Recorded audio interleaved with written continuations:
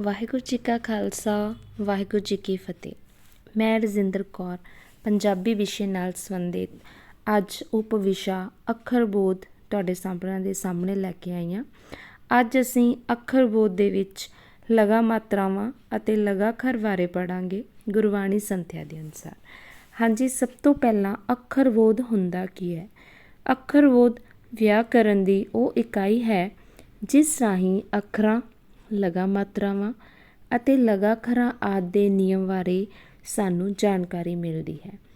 ਅੱਖਰ ਬੋਧ ਨੂੰ ਹੀ ਵਰਣ ਬੋਧ ਵੀ ਕਿਹਾ ਜਾਂਦਾ ਹੈ। ਠੀਕ ਹੈ ਜੀ, ਇਸ ਨੂੰ ਅੱਖਰ ਬੋਧ ਵੀ ਕਿਹਾ ਜਾਂਦਾ ਹੈ, ਵਰਣ ਬੋਧ ਵੀ ਕਿਹਾ ਜਾਂਦਾ ਹੈ, ਜਿਸ ਦੇ ਵਿੱਚ ਸਾਨੂੰ ਅੱਖਰਾਂ ਬਾਰੇ ਜਾਣਕਾਰੀ ਹੈ ਜਿਹੜੀ ਉਹ ਪ੍ਰਾਪਤ ਹੁੰਦੀ ਹੈ। ਸਭ ਤੋਂ ਪਹਿਲਾਂ ਗੁਰਮੁਖੀ ਲਿਪੀ। ਗੁਰਮੁਖੀ ਲਿਪੀ ਪੰਜਾਬੀ ਭਾਸ਼ਾ ਨੂੰ ਲਿਖਤੀ ਰੂਪ ਦੇਣ ਦੇ ਲਈ ਵਰਤੀ ਜਾਂਦੀ ਜਿਹੜੀ ਲਿਪੀ ਆ ਉਸ ਦਾ ਨਾਮ ਹੈ ਗੁਰਮੁਖੀ ਲਿਪੀ। ਗੁਰਮੁਖੀ ਲਿਪੀ ਇਸ ਲਈ ਕਿਹਾ ਜਾਂਦਾ ਕਿਉਂਕਿ ਇਹ ਸਾਡੇ ਗੁਰੂ ਸਾਹਿਬਾਨ ਦੇ ਮੁਖ ਤੋਂ ਉਚਾਰਨ ਕੀਤੀ ਗਈ ਲਿਪੀ ਆ। ਇਸ ਦੇ 35 ਅੱਖਰ ਸਨ, ਇਸ ਲਈ ਇਸ ਨੂੰ 35 ਅੱਖਰੀ ਵੀ ਕਿਹਾ ਜਾਂਦਾ ਸੀ। ਊੜੇ ਤੋਂ ਲੈ ਕੇ ਡਾੜੇ ਤੱਕ 7 ਸਤਰਾਂ ਦੇ ਵਿੱਚ ਤੁਹਾਡੇ ਸਾਹਮਣੇ ਹੀ ਆ, ਦੇਖੋ 7 ਸਤਰਾਂ ਦੇ ਵਿੱਚ 5-5 ਅੱਖਰ ਸਨ, ਜਿਸ ਕਰਕੇ ਇਸ ਦੇ ਟੋਟਲ ਅੱਖਰ ਪੂਰੇ 35 ਬਣਦੇ ਨੇ ਅਤੇ ਇਸ ਨੂੰ ਗੁਰਮੁਖੀ ਲਿਪੀ ਕਿਹਾ ਜਾਂਦਾ ਸੀ। ਇਹ ਇੱਕ ਨਿਵੇਕਲੀ ਇਹਦੀ ਵਿਸ਼ੇਸ਼ਤਾ ਇਹ ਆ ਕਿ ਬਹੁਤ ਸਾਰੇ ਵਿਦਵਾਨਾਂ ਦਾ ਇਸ ਵੱਲ ਧਿਆਨ ਨਹੀਂ ਗਿਆ। ਸ਼ਾਇਦ ਇਹ ਇੱਕ ਅਜਿਹੀ ਲਿਪੀ ਹੈ ਜਿਸ ਦਾ ਜਿਹੜਾ ਆਰੰਭ ਆ ਊੜੇ ਤੋਂ ਹੁੰਦਾ ਹੈ, ਐੜੇ ਤੋਂ ਨਹੀਂ। ਜੇ ਅਸੀਂ ਹੋਰ ਲਿਪੀਆਂ ਦੇ ਵੱਲ ਧਿਆਨ ਮਾਰੀਏ, ਦੇਵਨਾਗਰੀ ਲਿਪੀ, ਰੋਮਨ ਲਿਪੀ ਜਾਂ ਅਰਬੀ, ਫਾਰਸੀ, ਗ੍ਰੀਕ ਲਿਪੀਆਂ ਨੇ, ਇਹਨਾਂ ਦਾ ਜਿਹੜਾ ਆਰੰਭ ਆ ਉਹ ਐੜੇ ਅੱਖਰ ਤੋਂ ਹੁੰਦਾ ਹੈ, ਪਰ ਗੁਰਮੁਖੀ ਲਿਪੀ ਦਾ ਆਰੰਭ ਊੜੇ ਅੱਖਰ ਤੋਂ ਹੁੰਦਾ ਹੈ। ਊੜੇ ਤੋਂ ਲੈ ਕੇ ਡਾੜੇ ਤੱਕ 35 ਅੱਖਰ ਬਣਦੇ ਹਨ, ਇਸ ਲਈ ਇਸ ਨੂੰ 35 ਅੱਖਰੀ ਜਾਂ 35 ਵੀ ਕਿਹਾ ਜਾਂਦਾ ਸੀ। ਤਾਂ ਹੁਣ ਜੇ ਅਸੀਂ ਪ੍ਰੈਜ਼ੈਂਟ ਜਿਹੜੀ ਹੁੰਦੇ ਸਮੇਂ ਦੀ ਵਰਣਮਾਲਾ ਪੰਜਾਬੀ ਦੀ ਉਹਦੀ ਗੱਲ ਕਰਦੇ ਹਾਂ ਤਾਂ ਹੁਣ ਇਹਨਾਂ ਦੀ ਗਿਣਤੀ 41 ਹੋ ਚੁੱਕੀ ਹੈ। ਇਸ ਦਾ ਕਾਰਨ ਇਹ ਕਿ ਪੰਜਾਬੀ ਭਾਸ਼ਾ ਦੇ ਵਿੱਚ ਬਹੁਤ ਸਾਰੀਆਂ ਹੋਰ ਭਾਸ਼ਾਵਾਂ ਦੀ ਜਿਹੜੀ ਰਲਗੱਡ ਆ ਉਹ ਸ਼ੁਰੂ ਹੋ ਚੁੱਕੀ ਆ। ਰਲਗੱਡ ਮੀਨਸ ਜਿਹੜਾ ਮਿਕਸ ਹੋ ਚੁੱਕੀਆਂ ਨੇ ਦੂਸਰੀਆਂ ਭਾਸ਼ਾਵਾਂ ਪੰਜਾਬੀ ਦੇ ਵਿੱਚ। ਉਚਾਰਨ ਕਰਦੇ ਹੋਏ ਵੀ ਅਸੀਂ ਦੂਜੀਆਂ ਭਾਸ਼ਾਵਾਂ ਦੇ ਸ਼ਬਦਾਂ ਨੂੰ ਬੋਲਦੇ ਹਾਂ ਪੰਜਾਬੀ ਦੇ ਵਿੱਚ। ਤਾਂ ਇਹਨਾਂ ਸ਼ਬਦਾਂ ਨੂੰ ਪੰਜਾਬੀ ਦੇ ਵਿੱਚ ਇੰਨ-ਵਿੰਨ ਲਿਖਣ ਦੇ ਲਈ, ਅੰਕਿਤ ਕਰਨ ਦੇ ਲਈ ਸਾਡੇ ਵਿਦਵਾਨਾਂ ਨੇ ਕੁਝ ਅੱਖਰਾਂ ਦੇ ਪੈਰਾਂ ਦੇ ਵਿੱਚ ਬਿੰਦੀ ਲਗਾ ਦਿੱਤੀ। ਉਹ 6 ਅੱਖਰ ਹਨ। ਠੀਕ ਹੈ, ਉਹ ਕਿਹੜੀਆਂ ਭਾਸ਼ਾਵਾਂ, ਜਿਵੇਂ ਅਸੀਂ ਗੱਲ ਕਰਦੇ ਹਾਂ ਉਰਦੂ ਭਾਸ਼ਾ, ਫਾਰਸੀ ਭਾਸ਼ਾ, ਜਿਹੜੇ ਅਜਿਹੇ ਸ਼ਬਦ ਨੇ ਇਹਨਾਂ ਭਾਸ਼ਾਵਾਂ ਦੇ ਜਿਨ੍ਹਾਂ ਨੂੰ ਬੋਲਣ ਸਮੇਂ ਪੈਰ ਦੇ ਵਿੱਚ ਬਿੰਦੀ ਦੀ ਵਰਤੋਂ ਕੀਤੀ ਜਾਂਦੀ ਹੈ। ਸੱਸੇ ਪੈਰ ਬਿੰਦੀ, ਖੱਖੇ ਪੈਰ ਬਿੰਦੀ, ਗੱਗੇ ਪੈਰ ਬਿੰਦੀ, ਜੱਜੇ ਪੈਰ ਬਿੰਦੀ ਅਤੇ ਫੱਫੇ ਪੈਰ ਬਿੰਦੀ ਲਗਾ ਦਿੱਤੀ ਗਈ ਆ। ਠੀਕ ਹੈ, ਔਰ ਸਾਡੀ ਜਿਹੜੀ ਅਜੋਕੀ ਭਾਸ਼ਾ ਦੇ ਵਿੱਚ ਕੀ ਹੈ, ਲੱਲਾ ਅੱਖਰ ਹੋਰ ਤਾਲਵੀ ਆਵਾਜ਼ ਨੂੰ ਪੈਦਾ ਕਰਨ ਦੇ ਲਈ ਅਖੀਰ ਵਿੱਚ ਫਿਰ ਲੱਲੇ ਦੇ ਪੈਰ ਦੇ ਵਿੱਚ ਵੀ ਬਿੰਦੀ ਲਗਾ ਦਿੱਤੀ ਗਈ ਤਾਂ ਕਿ ਸ਼ਬਦ ਦਾ ਸਹੀ ਉਚਾਰਨ ਆ ਜਿਹੜਾ ਉਹ ਹੋ ਸਕੇ।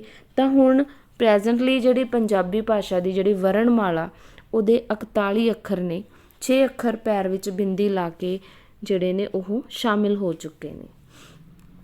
ਤਾਂ ਇਸ ਤੋਂ ਬਾਅਦ ਅਸੀਂ ਗੱਲ ਕਰਦੇ ਹਾਂ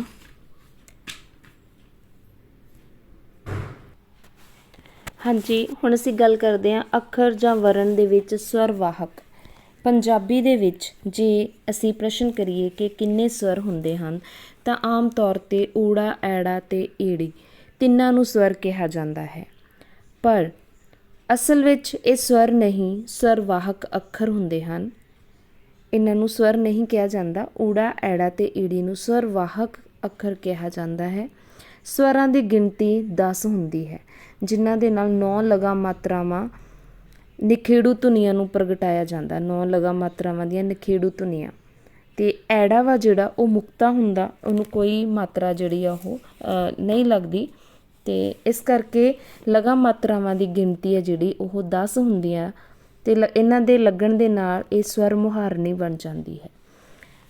ਅਤੇ ਵਿਅੰਜਨ ਦੀ ਗੱਲ ਕਰੀਏ ਤਾਂ ਗੁਰਮੁਖੀ ਵਰਣਮਾਲਾ ਦੇ ਵਿੱਚ ਵਿਅੰਜਨ ਅੱਖਰ ਨੇ ਉਹ ਅੱਖਰ ਹੁੰਦੇ ਹਨ ਜਿਨ੍ਹਾਂ ਦੇ ਉਚਾਰਨ ਵੇਲੇ ਉਚਾਰਨ ਅੰਗ ਸਾਹ ਨੂੰ ਕੁਝ ਰੁਕਾਵਟ ਪਾਉਂਦੇ ਨੇ। ਜਿਵੇਂ ਕਿ ਅਸੀਂ ਗੱਲ ਕਰੀਏ ਜੀਭ ਦੀ, ਜੀਭ ਕਦੇ ਤਾਲੂ ਦੇ ਨਾਲ, ਕਦੇ ਦੰਦਾਂ ਦੇ ਨਾਲ ਅੰਦਰਲੇ ਪਾਸੇ ਨੂੰ ਛੂੰਹਦੀ ਆ, ਉਹ ਵਿਅੰਜਨ ਅਖਵਾਉਂਦੇ ਨੇ। ਪੰਜਾਬੀ ਵਰਨਮਾਲਾ ਦੇ ਵਿੱਚ ਸੱਸੇ ਤੋਂ ਲੈ ਕੇ ਲੱਲੇ ਪੈਰ ਵਿੰਦੀ ਲਾ ਤੱਕ ਵਿਅੰਜਨ ਅੱਖਰ ਹੁੰਦੇ ਹਨ। ਹੁਣ ਲਗਾ, ਇਹ 3 ਲਗਾ ਜਿਹੜੀਆਂ ਹੁੰਦੀਆਂ ਨੇ ਲਘੂ ਛੋਟੀਆਂ ਹੁੰਦੀਆਂ ਨੇ। ਜਿਹੜੀਆਂ ਲਘੂ ਲਗਾ ਹੁੰਦੀਆਂ ਨੇ ਉਹਨਾਂ ਨੂੰ ਸੰਕੋਚ ਕੇ ਭਾਵ ਹੌਲੀ ਬੋਲਿਆ ਜਾਂਦਾ। ਉਹ ਕਿਹੜੀਆਂ ਹੁੰਦੀਆਂ ਨੇ? ਐੜਾ ਮੁਕਤਾ, ਸਿਆਰੀ, ਔਂਕੜ। ਅਤੇ ਜਦੋਂ ਅਸੀਂ ਇਹਨਾਂ ਦਾ ਉਚਾਰਨ ਕਰਨਾ ਹੈ ਤਾਂ ਅ, ਈ, ਸੁ ਸੰਕੋਚ ਕੇ ਥੋੜ੍ਹਾ ਬੋਲਣਾ ਹੈ। ਬਾਕੀ ਦੀਆਂ ਜਿਹੜੀਆਂ 7 ਲਗਾਂ ਨੇ ਉਹ ਦੀਰਘ ਵੱਡੀਆਂ ਹੁੰਦੀਆਂ ਹਨ, ਇਹਨਾਂ ਨੂੰ ਲੰਬੀਆਂ ਬੋਲਣਾ ਹੈ। ਉਹ ਕਿਹੜੀਆਂ ਲਗਾ ਮਾਤਰਾਵਾਂ ਨੇ? ਕੰਨਾ, ਵਿਹਾਰੀ, ਦੁਲੈਂਕੜ, ਹੋੜਾ, ਕਨੌੜਾ, ਲਾਂ ਅਤੇ ਦੁਲਾਵਾਂ। ਅਤੇ ਇਹਨਾਂ ਦਾ ਉਚਾਰਨ ਕਰਦੇ ਸਮੇਂ ਅਸੀਂ ਦੀਰਘ ਜਿਹੜੀ ਹੈਗਾ ਉਹ ਉਚਾਰਨ ਕਿਵੇਂ ਕਰਨਾ? ਆ, ਸਾ, ਈ, ਸੀ, ਊ, ਸੂ, ਸੋ, ਹੋ, ਔ, ਸੌ, ਏ, ਸੇ, ਐ, ਸੈ। ਇਹ ਲਘੂ ਮਾਤਰਾਵਾਂ ਨੇ ਜਿਨ੍ਹਾਂ ਨੂੰ ਉਚਾਰਨ ਵੇਲੇ ਜਿਹੜੇ ਸਾਡੇ ਮੂੰਹ 'ਚੋਂ ਉਚਾਰਨ ਆ ਜਿਹੜਾ ਉਹ ਲੰਬਾ ਹੁੰਦਾ ਹੈ, ਦੀਰਘ ਹੁੰਦਾ ਹੈ। ਇਸ ਲਈ ਇਹਨਾਂ ਨੂੰ ਵੱਡੀਆਂ ਜਾਂ ਦੀਰਘ ਮਾਤਰਾਵਾਂ ਕਿਹਾ ਜਾਂਦਾ ਹੈ। ਨੈਕਸਟ ਸਾਡਾ ਜਿਹੜਾ ਪ੍ਰਸ਼ਨ ਆ ਸੰਥਿਆ, ਕਿ ਸੰਥਿਆ ਕੀ ਹੁੰਦੀ ਹੈ? ਗੁਰਬਾਣੀ ਦਾ ਸ਼ੁੱਧ ਉਚਾਰਨ ਸਿੱਖਣ ਨੂੰ ਸੰਥਿਆ ਕਹਿੰਦੇ ਹਨ। ਸੰਥਿਆ ਗੁਰਬਾਣੀ ਦਾ ਸ਼ੁੱਧ ਉਚਾਰਨ ਸਿੱਖਣ ਨੂੰ ਕਹਿੰਦੇ ਹਨ। ਮੁਹਾਰਨੀ, ਦੂਸਰੇ ਨੰਬਰ 'ਤੇ ਸਾਡੇ ਮਨ ਦੇ ਵਿੱਚ ਪ੍ਰਸ਼ਨ ਆਉਂਦਾ ਕਿ ਮੁਹਾਰਨੀ ਕਿਸ ਨੂੰ ਕਿਹਾ ਜਾਂਦਾ ਹੈ? ਅੱਖਰਾਂ ਦਾ ਅਭਿਆਸ ਕਰਕੇ ਮੂੰਹ ਨੂੰ ਹਰਾ ਦੇਣਾ, ਮੁਹਾਰਨੀ, ਮੂੰਹ ਨੂੰ ਹਰਾ ਦੇਣਾ, ਉਸ ਨੂੰ ਮੁਹਾਰਨੀ ਕਹਿੰਦੇ ਹਨ। ਦੇਖੋ ਸ਼ਬਦ ਤੋਂ ਹੀ ਕਲੀਅਰ ਹੈ, ਮੁਹਾਰਨੀ ਕਿ ਮੂੰਹ ਨੂੰ ਹਰਾ ਦੇਣਾ, ਸ਼ਬਦਾਂ ਦਾ ਅਭਿਆਸ ਕਰਨਾ ਕਿ ਕਿਸ ਤਰ੍ਹਾਂ ਉਹਨਾਂ ਦਾ ਉਚਾਰਨ ਆ ਜਿਹੜਾ ਉਹ ਕਰਨਾ। ਅੱਗੇ ਆ ਗਿਆ ਗੁਰਮੁਖੀ। ਜਿਵੇਂ ਕਿ ਅਸੀਂ ਪਹਿਲਾਂ ਗੁਰਮੁਖੀ ਲਿਪੀ ਦੀ ਚਰਚਾ ਕੀਤੀ ਆ, ਗੁਰਮੁਖੀ ਲਿਪੀ ਬਾਰੇ ਪੜ੍ਹਿਆ, ਅਤੇ ਹੁਣ ਅਸੀਂ ਉਹਦਾ ਜਿਹੜਾ ਪਰਿਭਾਸ਼ਾ ਉਹ ਦੇਣੀ ਆ।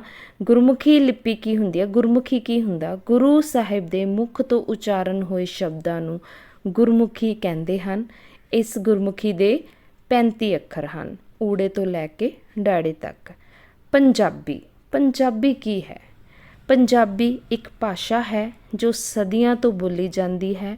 ਗੁਰਮੁਖੀ ਦੇ 35 ਅੱਖਰ ਲੈ ਕੇ ਇਹਨਾਂ ਵਿੱਚ 5 ਸ਼ਬਦ ਹੋਰ ਪਲੱਸ ਕਰ ਦਿੱਤੇ, ਜਿਨ੍ਹਾਂ ਅੱਖਰਾਂ ਨੂੰ ਦੇ ਪੈਰਾਂ ਵਿੱਚ ਬਿੰਦੀ ਲਗਾ ਦਿੱਤੀ ਗਈ। ਇਸ ਨੂੰ ਵਰਨਮਾਲਾ ਦਾ ਨਾਮ ਦਿੱਤਾ ਗਿਆ, ਜਿਸ ਵਿੱਚ ਪੰਜਾਬੀ ਸਕ੍ਰਿਪਟ ਆ ਜਿਹੜੀ ਸਾਡੀ ਉਹ ਲਿਖੀ ਗਈ ਹੈ ਅਤੇ ਵਿਆਕਰਨ ਦਾ ਨਾਮ ਦਿੱਤਾ ਗਿਆ।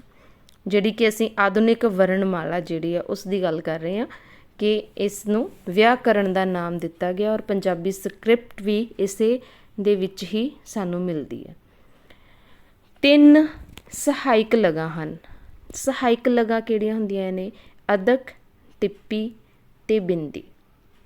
ਅਦਕ ਲੱਗਣ ਦੇ ਨਾਲ ਅਗਲੇ ਅੱਖਰ ਦੀ ਆਵਾਜ਼ ਆ ਜਿਹੜੀ ਉਹ ਵੱਧ ਜਾਂਦੀ ਹੈ। ਬੁੱਝੇ, ਜਿਵੇਂ ਆਪਾਂ ਸ਼ਬਦ ਹੈ ਇੱਕ ਬੁੱਝੇ, ਜੇ ਉੱਤੇ ਅਦਕ ਨਾ ਹੋਵੇ ਤਾਂ ਬਜਾਏ ਬੁਝੇ, ਹੁਣ ਉੱਤੇ ਅਦਕ ਪਾ ਦਿੱਤਾ ਤਾਂ ਉਹਦੀ ਜਿਹੜੀ ਆਵਾਜ਼ ਆ ਉਹ ਵੱਧ ਜਾਂਦੀ ਆ, ਬੁੱਝੇ। ਅਦਕ ਗੁਰਬਾਣੀ ਵਿੱਚ ਲਿਖਿਆ ਨਹੀਂ ਜਾਂਦਾ ਪਰ ਬੋਲਿਆ ਜਾਂਦਾ ਹੈ, ਜਿਵੇਂ ਤ੍ਰਿਸ਼ਨਾ, ਬੁੱਝੇ, ਜੇ ਬੁੱਝੇ ਪੋਲਾ ਬੋਲਣਾ ਹੈ, ਠੀਕ ਹੈ। ਅੱਗੇ ਜਿਵੇਂ ਸ਼ਬਦ ਹੈ ਇੱਕ ਹੁਕਮੇ ਜੇ ਬੁੱਝੇ, ਬੁੱਝੇ ਅੱਖਰ ਅਤੇ ਅਦਕ ਲਗਾ ਕੇ ਬੋਲਣਾ ਹੈ, ਪਰ ਅਦਕ ਲਿਖਿਆ ਨਹੀਂ ਜਾਂਦਾ, ਬੋਲਿਆ ਜਾਂਦਾ ਹੈ। ਟਿੱਪੀ ਲੱਗਣ ਦੇ ਨਾਲ ਜਿਹੜੀ ਅੱਖਰ ਦੀ ਆਵਾਜ਼ ਆ ਉਹ ਅੱਧਾ ਨ ਦੇ ਨਾਲ ਜਿਹੜੀ ਆ ਉਹ ਲੱਗਦੀ ਆ। ਆਵਾਜ਼ ਨੱਕ ਦੇ ਪਿੱਛੋਂ ਸੰਘ ਵਿੱਚੋਂ ਆਉਂਦੀ ਹੈ। ਜਦੋਂ ਅਸੀਂ ਟਿੱਪੀ ਦਾ ਉਚਾਰਨ ਕਰਦੇ ਹਾਂ ਤਾਂ ਨੱਕ ਦੇ ਵਿੱਚੋਂ, ਸੰਘ ਦੇ ਵਿੱਚੋਂ ਦੀ ਇਸ ਦੀ ਜਿਹੜੀ ਆਵਾਜ਼ ਆ ਉਹ ਆਉਂਦੀ ਆ। ਬਿੰਦੀ, ਬਿੰਦੀ ਲੱਗਣ ਦੇ ਨਾਲ ਦੀ ਆਵਾਜ਼ ਨੱਕ ਵਿੱਚੋਂ ਬੋਲੀ ਜਾਂਦੀ ਆ। 3 ਤਰ੍ਹਾਂ ਦੇ ਠਹਿਰਾਓ ਹੁੰਦੇ ਹਨ ਗੁਰਬਾਣੀ ਦੇ ਵਿੱਚ। ਇਹ ਹੇਠ ਲਿਖੇ ਨਹੀਂ ਜਾਂਦੇ, ਸਿਰਫ ਸਮਝਣ ਦੀ ਗੱਲ ਹੈ ਇਹਨਾਂ ਨੂੰ। ਜਿਵੇਂ ਕਿ ਬਿੰਦੀ ਉਹਨੂੰ ਠਮਕੀ ਕਿਹਾ ਜਾਂਦਾ, ਜਿਹਨੂੰ ਕਿ ਛੋਟਾ ਠਹਿਰਾਓ ਵੀ ਕਹਿੰਦੇ ਨੇ। ਕੌਮਾ ਆ ਜਾਵੇ ਉਹ ਜਮਕੀ ਹੁੰਦਾ, ਅਰਧ ਵਿਸ਼ਰਾਮ, ਥੋੜ੍ਹੀ ਦੇਰ ਰੁਕਣਾ। ਬਿੰਦੀ ਤੇ ਨੀਚੇ ਕੌਮਾ ਤਾਂ ਉਸਨੂੰ ਵਿਸ਼ਰਾਮ ਕਹਿੰਦੇ ਆ, ਪੂਰਾ ਵਿਸ਼ਰਾਮ। ਦੋ ਲਾਈਨਾਂ, ਦੋ ਡੰਡੀਆਂ ਹੁੰਦੀਆਂ ਨੇ, ਉਸ ਦਾ ਮਤਲਬ ਹੈ ਠਹਿਰਾਓ, ਪੂਰਾ ਠਹਿਰਾਓ। ਜਿਵੇਂ ਕਿ ਉਦਾਹਰਨ ਦੇ ਲਈ ਅਸੀਂ ਇੱਕ ਸ਼ਬਦ ਲੈ ਲਿਆ, ਸਭਨਾ ਜੀਆਂ ਕਾ ਇੱਕ ਦਾਤਾ, ਸੋ ਮੈਂ ਵਿਸਰ ਨਾ ਜਾਈ। ਪਹਿਲਾਂ ਕੌਮਾ ਆਇਆ, ਜਮਕੀ, ਅਰਧ ਵਿਸ਼ਰਾਮ, ਥੋੜ੍ਹੀ ਦੇਰ ਰੁਕੇ, ਫਿਰ ਬਿੰਦੀ ਤੇ ਕੌਮਾ, ਪੂਰਾ ਵਿਸ਼ਰਾਮ, ਇਸ ਤੋਂ ਥੋੜ੍ਹਾ ਜਿਹਾ ਜ਼ਿਆਦਾ ਮਾਤਰਾ ਦੇ ਵਿੱਚ ਅਸੀਂ ਰੁਕੇ ਹਾਂ। ਸੋ ਠਮਕੀ, ਛੋਟਾ ਵਿਸ਼ਰਾਮ, ਮੈਂ ਵਿਸਰ ਨਾ ਜਾਈ, ਫਿਰ ਪੂਰਨ ਵਿਸ਼ਰਾਮ ਆ ਗਿਆ। ਸ਼ਬਦ ਦਾ ਜਿਹੜਾ ਵਾਕ ਆ ਉਹ ਪੂਰਾ ਹੋ ਗਿਆ। ਇਸ ਤੋਂ ਬਾਅਦ ਇੱਕ ਆਉਂਦਾ ਹਲੰਤ। ਪੈਰ ਦੇ ਵਿੱਚ ਇੱਦਾਂ ਕੌਮੇ ਦੀ ਤਰ੍ਹਾਂ ਪਾਇਆ ਜਾਂਦਾ, ਇਸ ਨੂੰ ਹਲੰਤ ਆਖਦੇ ਨੇ। ਜਿਵੇਂ ਨੰਨੇ ਦੇ ਪੈਰ ਦੇ ਵਿੱਚ, ਇਸ ਤਰ੍ਹਾਂ ਗੁਰਬਾਣੀ ਦੇ ਵਿੱਚ ਸਾਨੂੰ ਕਈ ਥਾਵਾਂ 'ਤੇ ਨੰਨੇ ਦੇ ਪੈਰ ਵਿੱਚ ਮਿਲਦਾ, ਇਹ ਹਲੰਤ ਹੁੰਦਾ। ਮੁਕਤੇ ਨੂੰ ਲੱਗਣ, ਹਲੰਤ ਲੱਗਣ ਦੇ ਨਾਲ ਜਿਹੜੀ ਮੁਕਤੇ ਦੀ ਆਵਾਜ਼ ਆ ਉਹ ਭਾਰੀ ਹੋ ਜਾਂਦੀ ਆ, ਉਹਨੂੰ ਥੋੜ੍ਹਾ ਦਬਾ ਕੇ ਬੋਲਿਆ ਜਾਂਦਾ। ਜਿਵੇਂ ਨਾਵੇਂ ਨੂੰ ਨਾਮ, ਜੇ ਪੈਰ ਵਿੱਚ ਆਪਾਂ ਹਲੰਤ ਪਾ ਦਈਏ, ਜਿਵੇਂ ਨਾਵੇਂ ਸ਼ਬਦ ਆ ਤਾਂ ਉਹਨੂੰ ਆਪਾਂ ਨਾਮ ਕਹਿ ਸਕਦੇ ਹਾਂ, ਨਾਮ ਨੂੰ ਨਾਵੇਂ ਕਿਹਾ ਜਾਂਦਾ। ਜੇ ਹਲੰਤ ਪਾ ਕੇ ਥੋੜ੍ਹਾ ਜਿਹਾ ਉਹਨੂੰ ਭਾਰਾ ਕਰ ਦਾਂਗੇ, ਨਾਵੇਂ, ਨਾਵੇਂ ਮੀਨਸ ਇਸ਼ਨਾਨ, ਇਸ਼ਨਾਨ ਕਰਨਾ। ਸ਼ਬਦ ਸੇਮ ਹੀ ਆ, ਸਿਰਫ ਹਲੰਤ ਪਾਉਣ ਦੇ ਨਾਲ ਉਹਦਾ ਜਿਹੜਾ ਅਰਥ ਆ ਉਹ ਬਦਲ ਗਿਆ।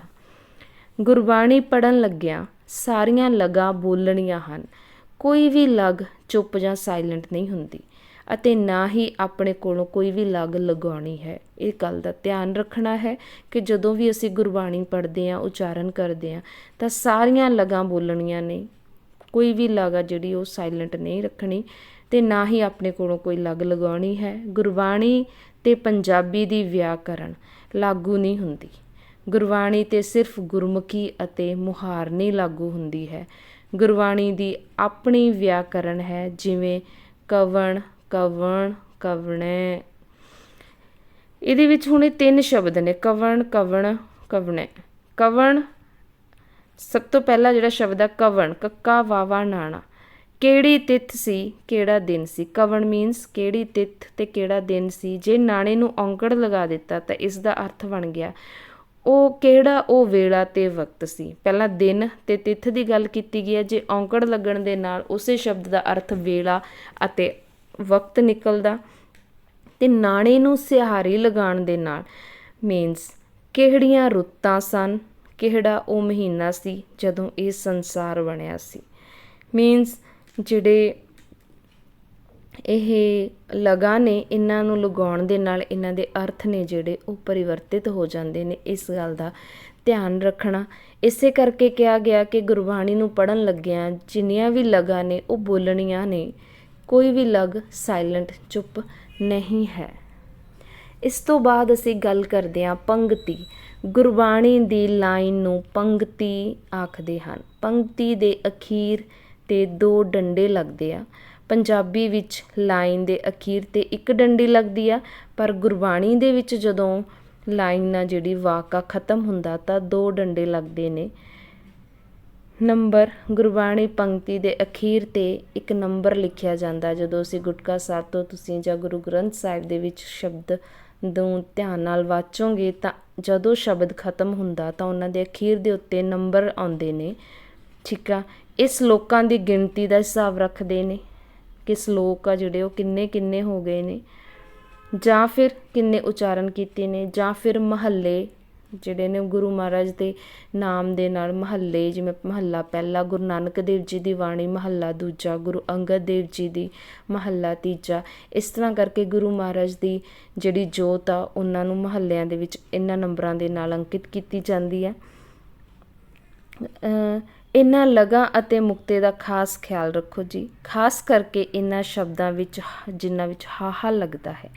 ਹਾਹਾ ਮੁਕਤਾ ਪੂਰਾ ਬੋਲੋ, ਆਪਣੇ ਕੋਲੋਂ ਹਾਹੇ ਨੂੰ ਲਾਂ ਜਾਂ ਦੁਲਾਂ ਨਾ ਲਾਓ। ਜਿਵੇਂ ਬ੍ਰਾਹਮਣੈ ਇੱਕ ਸ਼ਬਦ ਆਉਂਦਾ, ਨੂੰ ਬ੍ਰਾਹਮਣੇ ਨੀ ਜਾਂ ਬ੍ਰਾਹਮਣੈ ਨਾ ਪੜੋ। ਬ੍ਰਾਹਮਣ ਲਾਂ ਤੇ ਦੁਲਾਂ ਜਿਵੇਂ ਪੜ੍ਹੇ ਪੜ੍ਹੇ। ਨੰਨਾ ਤੇ ਨਾਣਾ ਜਿਵੇਂ ਗੁਰਬਾਣੀ ਕੁਰਬਾਣੀ ਕੁਰਬਾਨੀ ਕੁਰਬਾਣੀ। ਦੋ ਸ਼ਬਦ ਨੇ ਅਲੱਗ ਅਲੱਗ, ਇੱਕ ਨੰਨੇ ਨਾਲ ਆ, ਦੂਸਰਾ ਨਾਣੇ ਨਾਲ ਆ। ਬੱਬੇ ਤੇ ਵਾਵੇ ਦਾ ਜਿਹੜਾ ਅੰਤਰ ਆ, ਨਿਖੇੜ ਆ, ਜਿਵੇਂ ਵਿਚਾਰ ਵਿਚਾਰ। ਰਾਰੇ ਤੇ ਡੈੜੇ ਦਾ ਜਿਵੇਂ ਪਰ ਤੇ ਪੜ੍ਹ। ਇਹਨਾਂ ਦਾ ਖਾਸ ਧਿਆਨ ਰੱਖਣਾ ਹੈ। ਵਾਹਿਗੁਰੂ ਜੀ ਕਾ ਖਾਲਸਾ, ਵਾਹਿਗੁਰੂ ਜੀ ਕੀ ਫਤਿਹ।